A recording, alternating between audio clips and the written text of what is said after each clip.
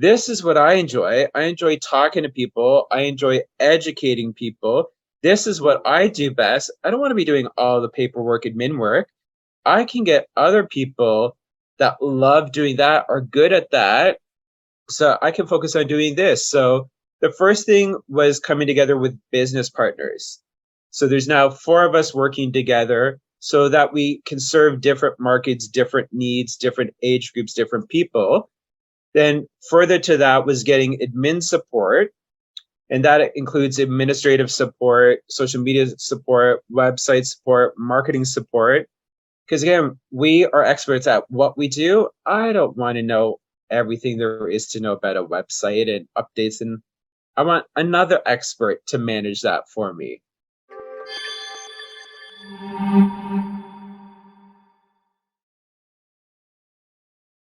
Hello, everybody, and welcome back to the show. Chuck Anderson here, and I am thrilled to bring you yet another episode. And I have another amazing guest that's going to help you on your journey to build an amazing business and that journey of growing and taking your business idea out into the world and making it as big of impact as you possibly can. And so please join me in welcoming Jamie Madigan to the show. Jamie, welcome to the Creative Collaboration Show.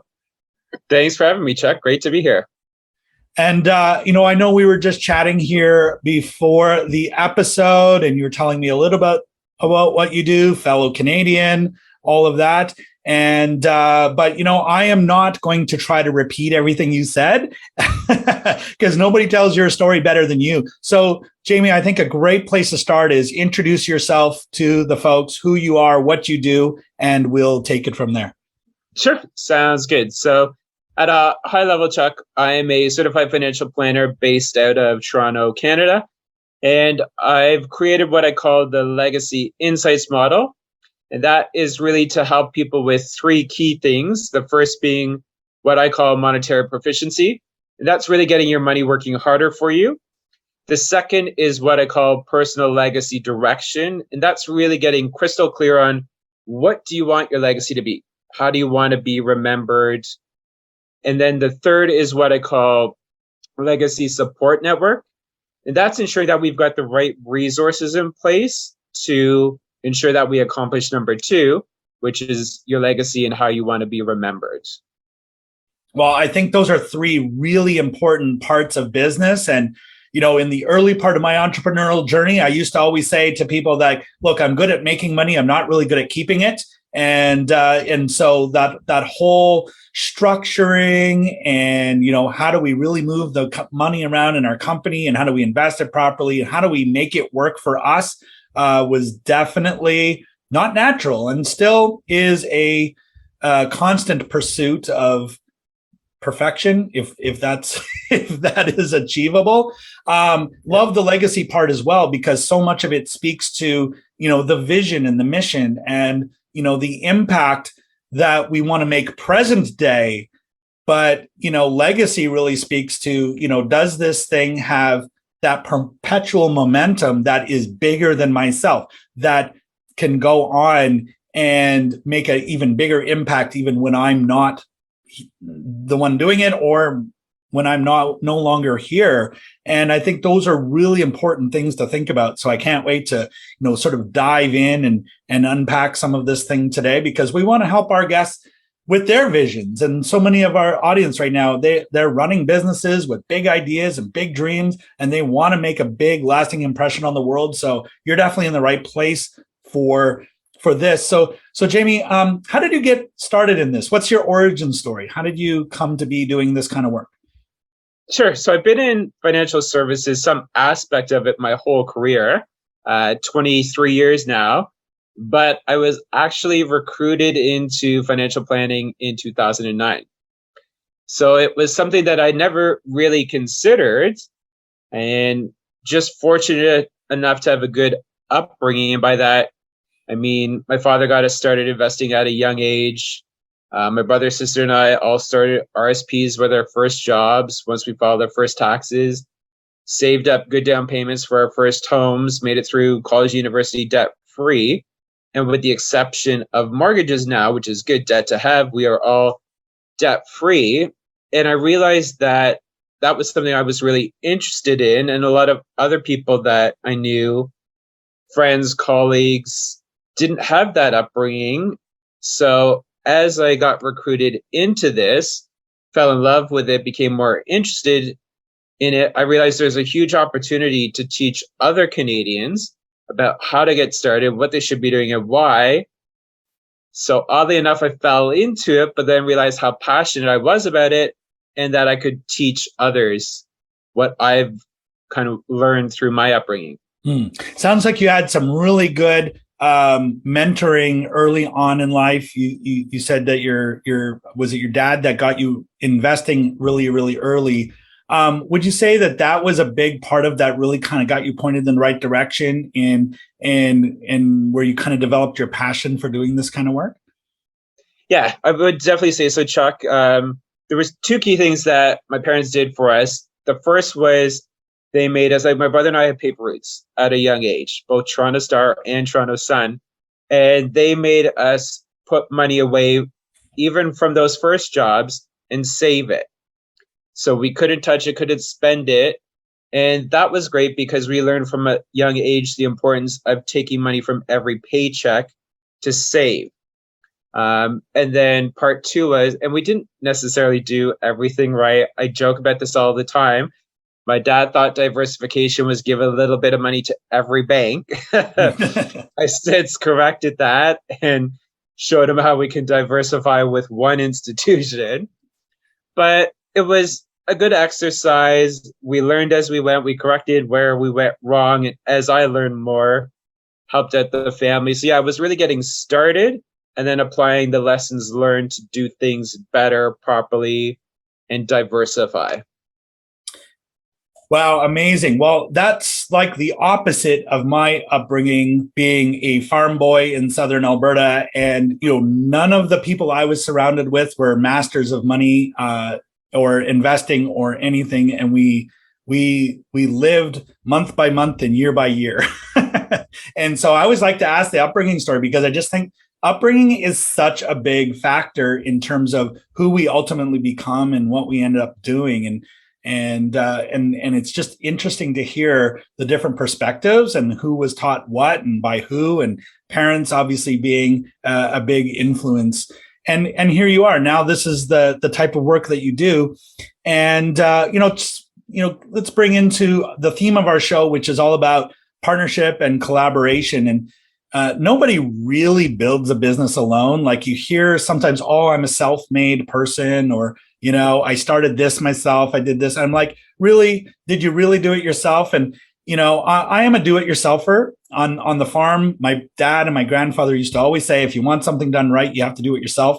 But we never did it ourselves. There was always a team effort. There was always other people involved. So how is partnerships with others or collaborations, how have they played a role in your business? Yeah, that's a great question, Chuck. And I'll give you two examples of where it's really played a role and had a really positive impact for me and my business. And the first is, yes, I started as a solopreneur, entrepreneur in the business, doing everything to myself, to your point. Funny enough, my dad was born and raised on a farm as well. So that mentality goes back there too, that if you want it done right, do it yourself, son. And I quickly realized that, well, no, this is what I enjoy. I enjoy talking to people. I enjoy educating people. This is what I do best. I don't want to be doing all the paperwork, admin work.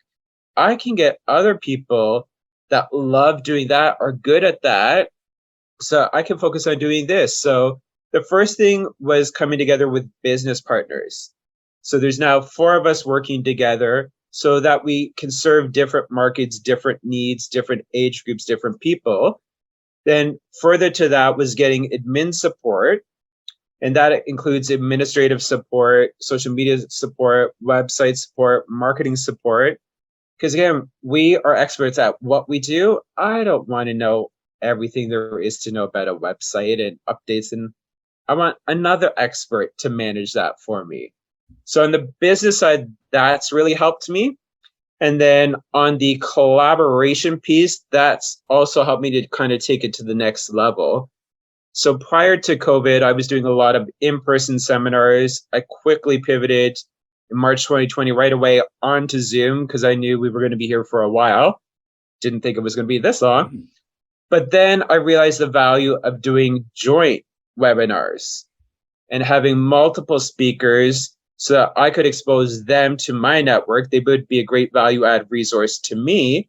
And then they could expose me to their networks. And I was getting exposed to a whole new audience, not having to do it myself.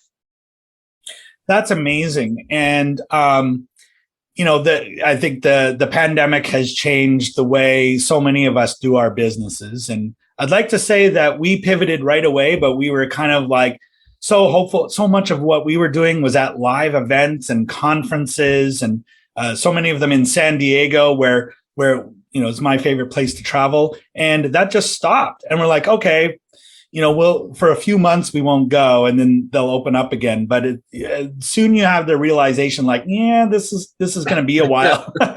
So I'd like to say we did the jump to virtual right away as well, but we had plans. We had a 2-year business plan that we had just finished writing in the end of 2019, and we were committed to it until we weren't, right? Until about July 2020, it's like, okay, we can't put this on hold indefinitely. So, was there now you mentioned that again, the whole do-it-yourself piece.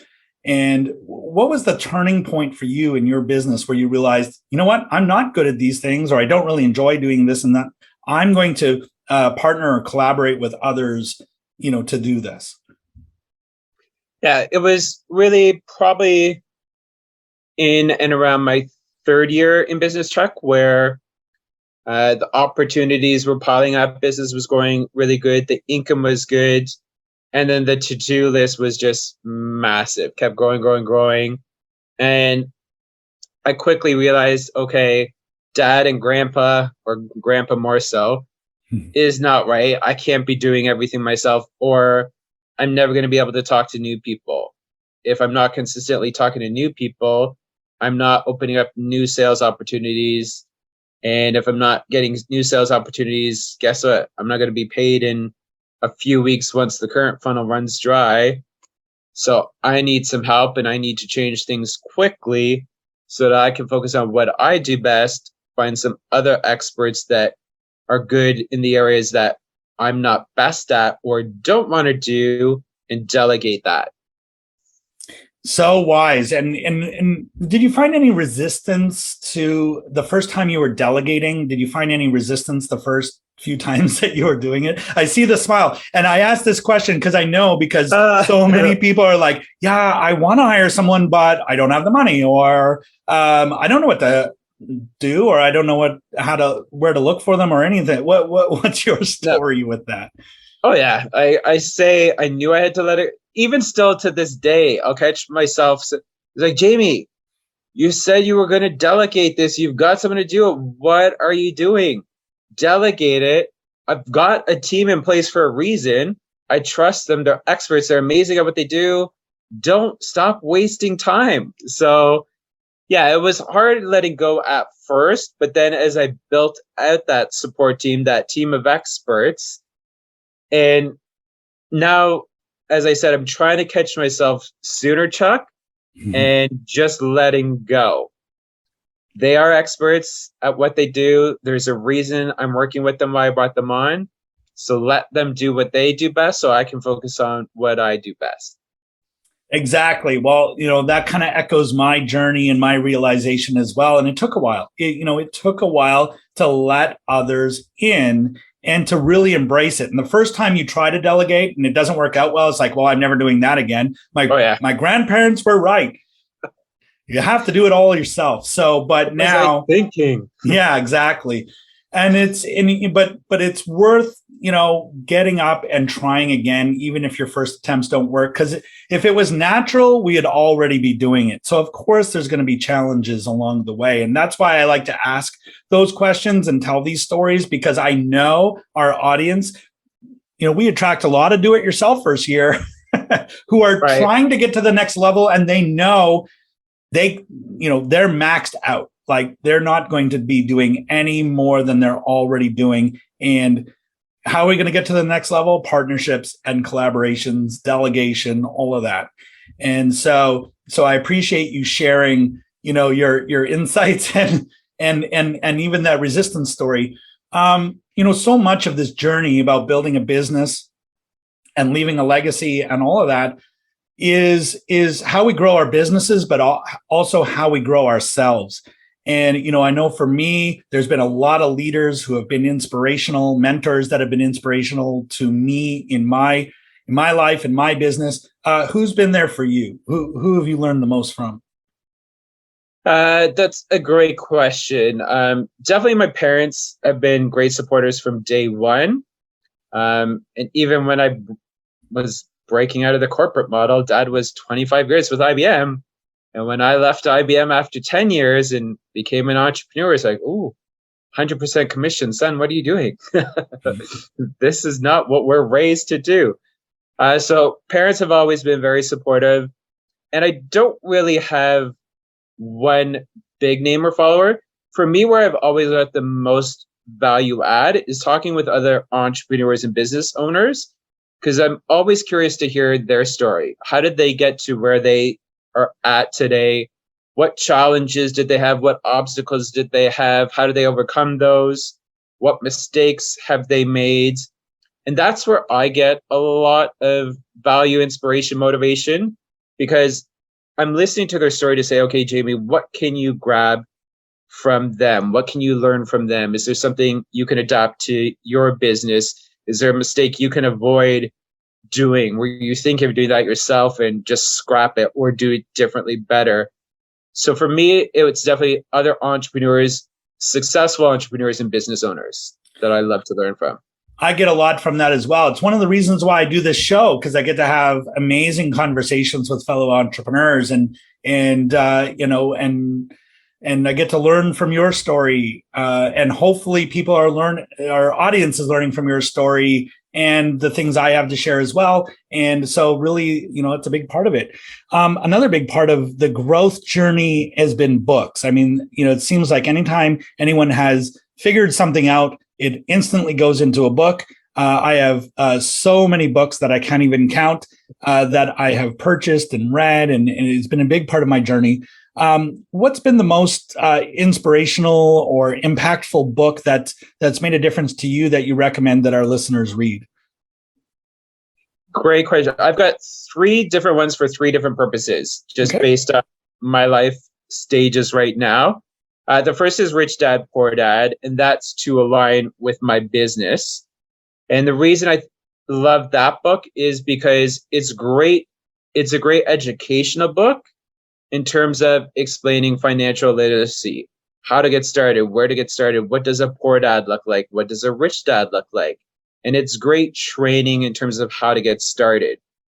My second book for entrepreneurs or business owners would be The One Big Thing. And I love that book. I read it early last year, quickly adapted my schedule to that. And it's really all about how we schedule our days and time blocking and making sure that we carve out the time when we're most productive every day to get our one big thing done for that day. Whether it's driving an opportunity forward, an introduction, closing a sale, whatever you need to get that done that day, schedule when you're most productive. Get that done, and then get on to the rest of your to-do list. And then third, it would be the China study. And this is more a personal interest story for me right now, because I was diagnosed with cancer in November last year and have since switched my diet, and it's now plant-based and vegan. So that's a great book at a personal interest because it goes through how really we are what we eat, and everything that we put in our body affects us somehow. Wow, those are 3 really great recommendations. And Two of them I have not read, so those are now going on my list, and that's why I ask these questions, because like, what should I read next is a very big question that I get or that I ask myself, and so now I have two more books to add to the list, so I'm going to check those out. And Rich Dad, very, very near and dear to me. Robert was one of my mentors when I was very early on in my career, and got to tour with the Rich Dad seminars for a while, and so.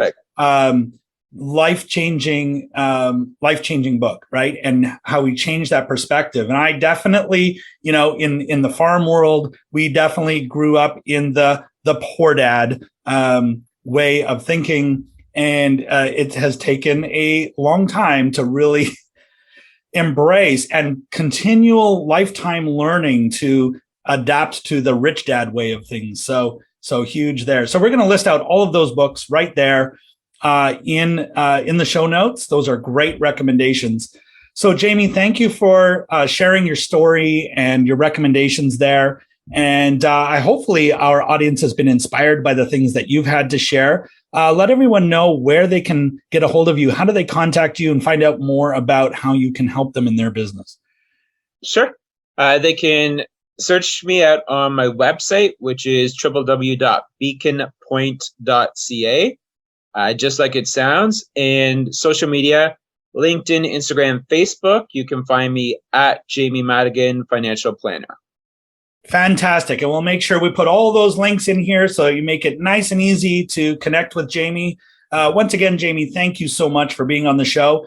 And if you're going to leave our audience with just one final tip or words of wisdom, what would you say to them? I would say, Chuck, figure out what you are best at. What are you the expert at? And then build up an expert team to help you out with the tasks or things you don't like doing that you never get to, and delegate that off to them. Fantastic words. I think that's a great place to end it. Jamie, again, thank you so much. And to our listeners, thank you so much for tuning in. And if anything that Jamie has said here today has resonated with you, please don't hesitate. His links, all his contacts are right there in the show notes. Go ahead, give it a click, contact him. You'll be glad that you did. Jamie, thank you so much. And to our listeners, thank you. And as we sign off, keep moving forward and keep on building that dream and that business and bringing that idea out into the world. The world needs it. We'll see you here on the next one. Thanks, everybody.